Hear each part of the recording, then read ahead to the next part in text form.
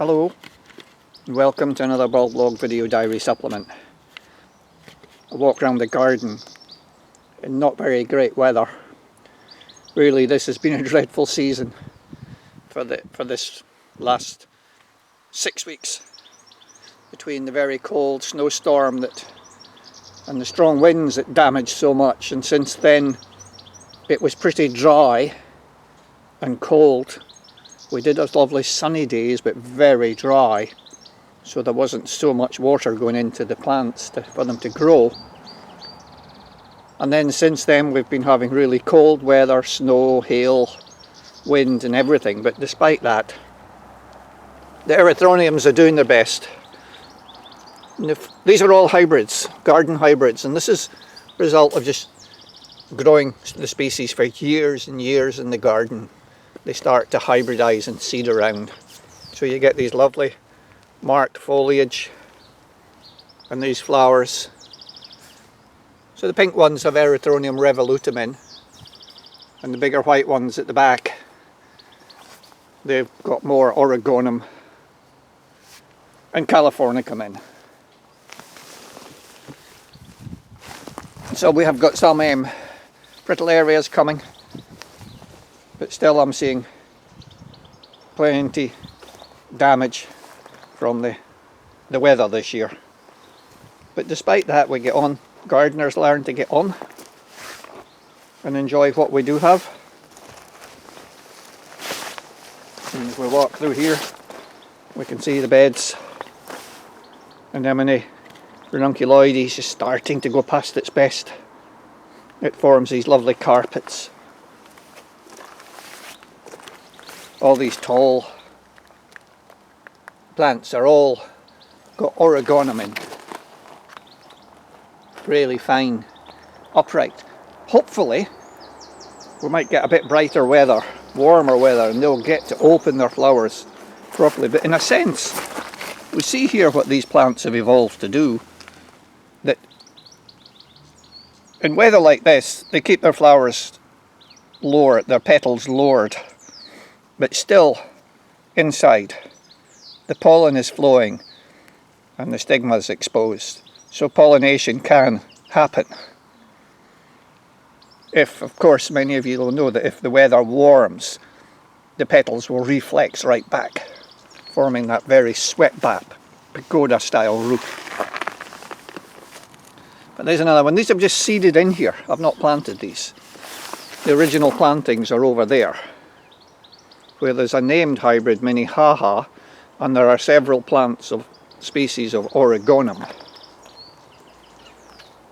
So as I come out, I just see here, I just want to pop briefly. This is not about inside, because in the bulb houses most of the stuff is gone down, but it's among the last of the flowering are these lovely group of Narcissus. The last of the Narcissus. This is Narcissus Cassolanus, which is a naturally occurring hybrid. I'm not sure if that's a valid name anymore, but it's a naturally occurring hybrid between a bulbicodium and a triandrus. And when they're growing well, as you can see, you regularly get two flowers to a stem. You can see the piggyback bud coming there. Most of these with two flowers. Smaller bulbs, offset bulbs, may have a single flower, but the good size bulbs will have two flowers to a stem. So I just wanted to show you those before I head back outside again.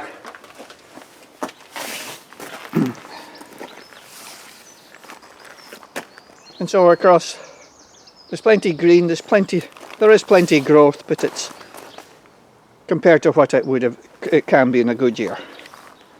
A year of good weather anyway. So coming round here, these are also majority self-seeded in the bed. You can see the rocks there. These rocks at the edge of the bed, and this is what happens. Plants don't obey or don't recognise the rock boundary to a border, and they start seeding everywhere. And so all the way up the path, there's Erythroniums in the path. But in this garden I think if plants want to grow in the path they can. And we have to find another route or just tiptoe. Not so much through the tulips but through the erythroniums. And so down there you can see these ones were some of the earlier ones in earlier growth that were really battered by the wind and strong wind and rain. And then the later flowering ones, they're coming along and doing well. Around here another little bit of the border, it's drier and more shaded in here.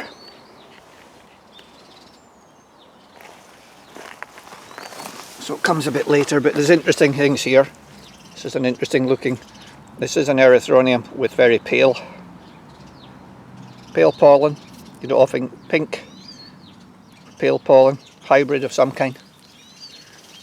Here's one of the Trillium erectum types. Again, many of the trilliums are hybrids. Lots of trilliums growing in there.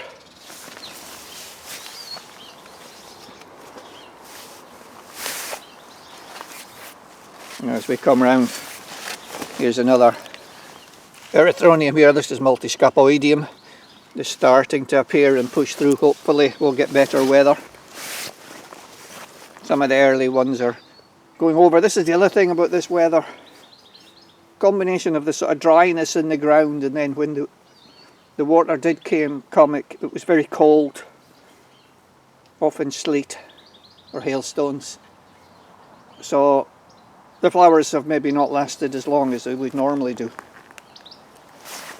However, we take each season as it comes, because there are always going to be some things that will do well and others that will do bad.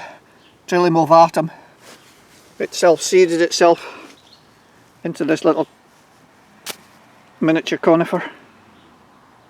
And there's another bud that's been damaged in there. Don't see it in the dark, but that's around here. These are Erythronium creating cover girl. Up on the top we've got the anemone lipsiensis. This is the form pallida. Just forms a lovely carpet over there with erythroniums and things coming through it. But panning will walk around this raised bed. We can see in the pathway now a lot of the stuff out the side here, it's all self-seeded out into the gravel at the side of the path.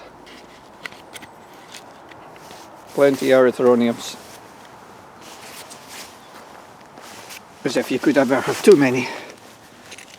Fritillaria pallidiflora is a good plant, hardy. This is also, the original bulbs were in the border, were in the back there. And I can't see any sign of them at the moment. They may just come up later. But these are self-seedlings that seeded out into the path. And they are, it seems to be the way to keep some plants, is by allowing it to self-seed, future generations come along and grow. If you try and don't let them seed and rely on the original plants, they can weaken and eventually disappear. But you get all these lovely little combinations naturally occurring.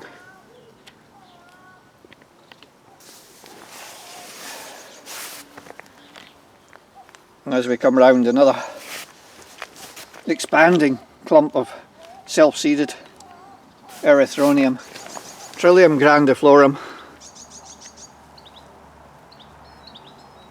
and then seeding out, and it's in the back there as well. So we've got lots of Trillium grandiflorum going right through to the back. Really doesn't mind dry shade here. Above, Rhododendron faberi coming out. Bit of luck, this one will avoid any of the frosts. Across the anemone, I just adore the way that it puts itself down and comes out through the rocks, all the way down the face of the wall. So the rhizomes are running down there, coming out and through the Haberlias that will flower later. And of course this bed down here, all this is, as I say, Erythronium Creighton cover girl. The other foliage is Corydalis Creighton blue, and there's also a heap of, you'll just see the foliage there, Dactyloryzus, that will come up and flower along with the blue Corydalis. But as I come around here, you'll see the effect of the self-seeding. All this was just a pathway of paving slabs surrounded by gravel path, and it's now just become a sea of Erythronium seeding around. If you look down, right, bring you down here, I can focus in. So we've got seedlings, last year's seed, probably second year seed, third year seed. We start to see the markings on the leaves. So there's a constant supply of new plants. And all this should have been a clear pathway.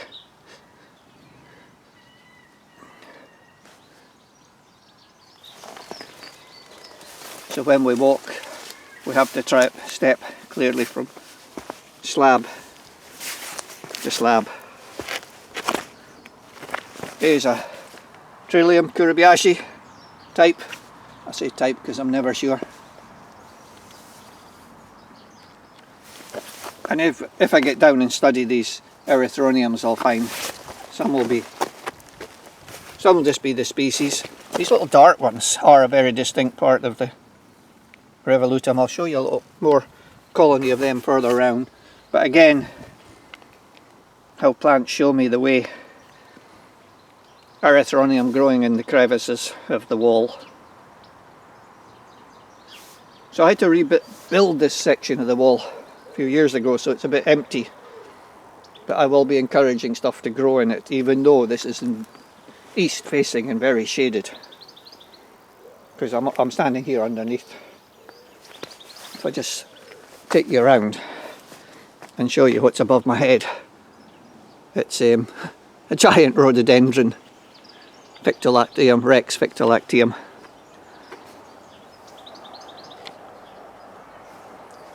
Which will flower in maybe a month's time. But as I was speaking there, I just noticed, speaking of hybrids, this is the sort of, look at this. Now, this is quite interesting because 1, 2, 3, 4, 5 flowers on the top of a stem, but it's one of those merged stems. It's a fasciated stem.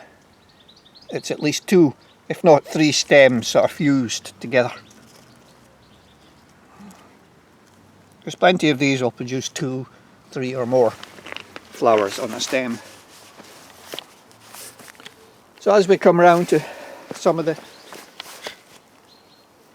plantings that are only, well, I say more recent, probably 5 years, when I cleared this area, and the style that I like to build.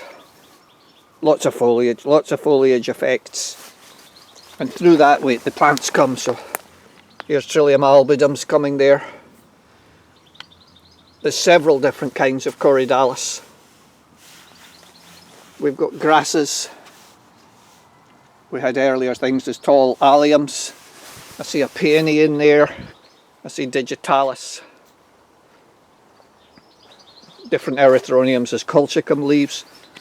There's all sorts in there. And as we come around, going right into the shade, I'm continually trying to push the planting right to the base of the wall. And as I was saying up there, the Erythronium grandiflorum is really good in our garden, and it can go right in to the under the shade. So again, it's under a lot of big rhododendrons, under the shade over there, as I try and push in and get more plants, even if they're ferns and things, right in there. And this is the challenge of gardeners. So we come round to the path again. Goodness, I don't hear many aeroplanes nowadays. With COVID, the aeroplanes have been very few and far between, but wouldn't you know, I'm out in a quiet day enjoying the bird song, and here's an aeroplane. So this is a colony of a very distinct form of Erythronium revolutum. It's coming a bit later than some. It's got these very dark flowers. It's smaller and it's very distinct, and you can see from this little colony that it pretty well comes through from seed, because most of these around here are the same. Well, at the other side of the path there's more hybrids, but this is a lovely little colony. The original seed came from Vancouver Island.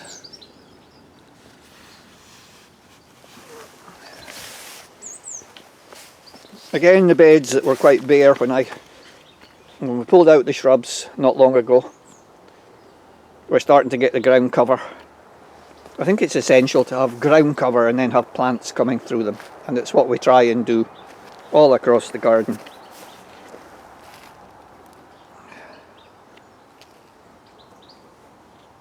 There's plenty coming up in there as well.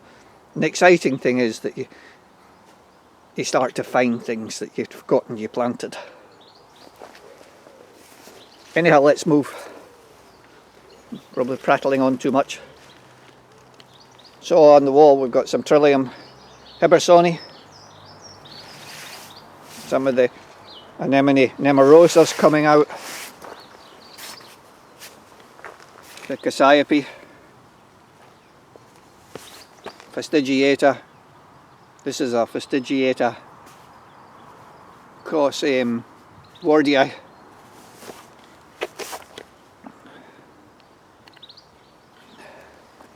Let's go around the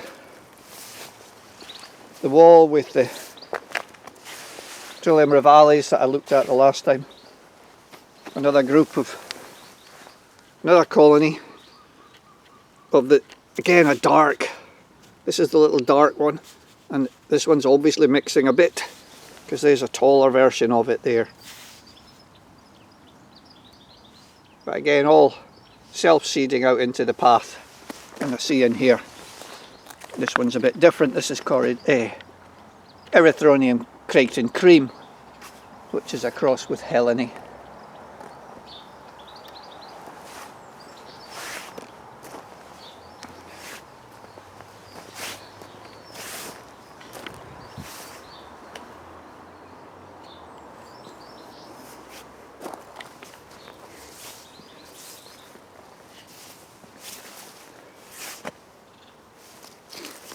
We'll go up this way, past some of the what were dwarf rhododendrons, but not so dwarf. Oh, I didn't look down there at the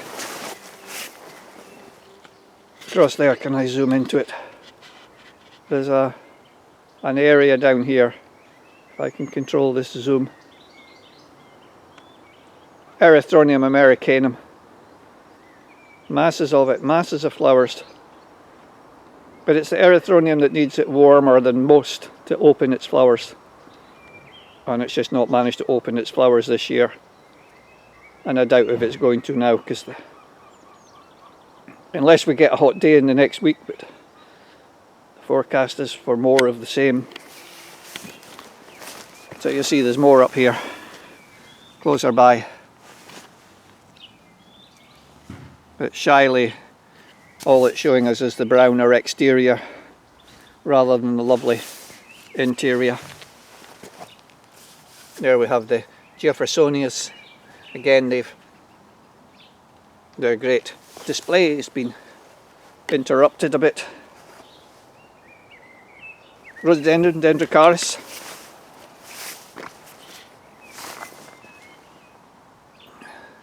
Really nice dwarf rhododendron. And now up here to this bed with the lots of little Trillium rivalis. Really lovely range. When you raise from seed, you'll get from the sort of plain, sort of whitish ones to these with the markings. You'll get some that are pink, you'll get some with very deep dark markings. Round here, Fritillaria aurea.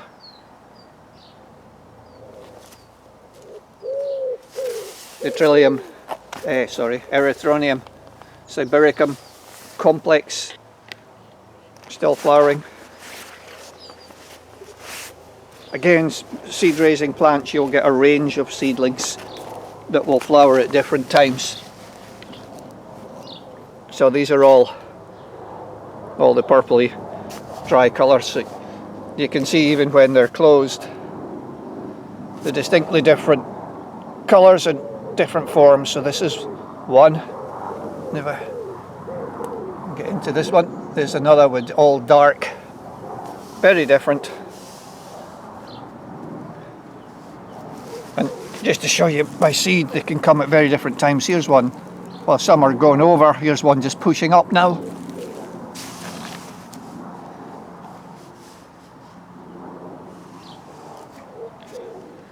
Down at the front, more Trilliums. Trillium rivali and Trillium hibbersoni.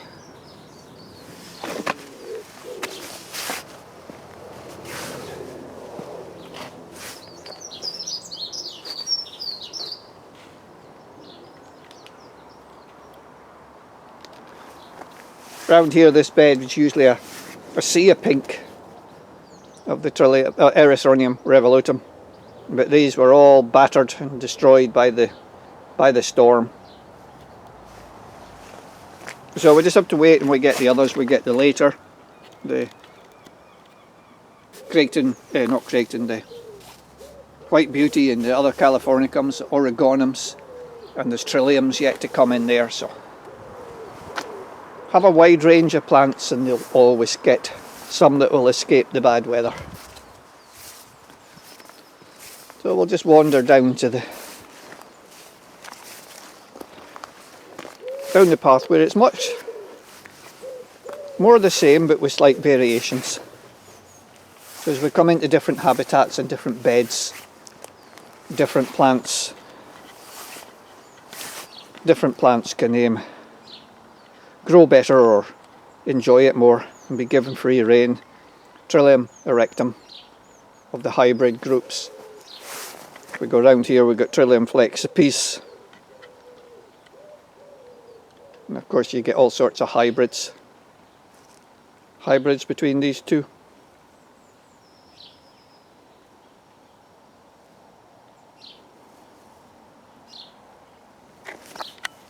More Trillium albidums. Down here, this is the Gothenburg forms, pink. I mean, that's a really good little compact one with dark leaves. Here's a slightly taller one, very dark flowers. And these are the Gothenburg. There's three different seedlings in here so that I can get good seed.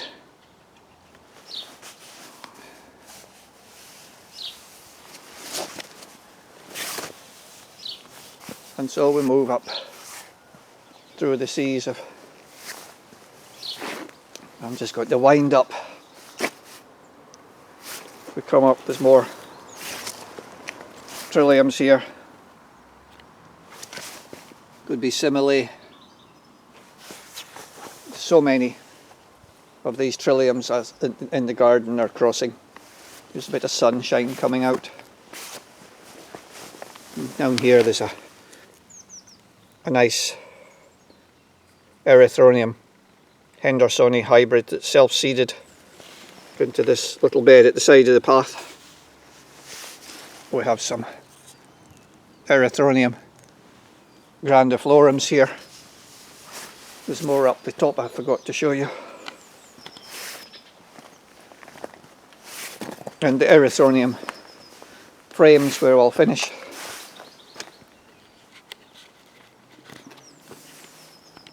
Not having been able to look their best because the early flowers were damaged, and the next wave are starting to go over before the final wave comes out.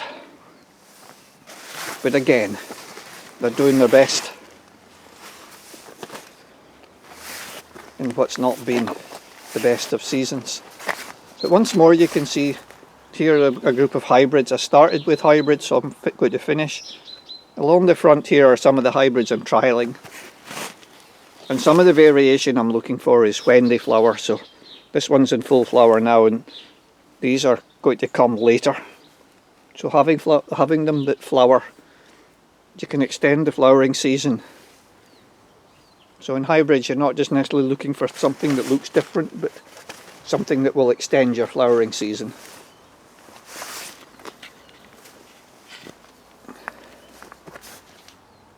And I'll finish here on this lovely clump of Minnehaha with Erythronium tuluminense, the yellow one behind it. So thanks for joining me. I hope the weather's better for you, and I hope your garden's growing well. And I look forward to you joining me on another garden walk. Thank you, and goodbye.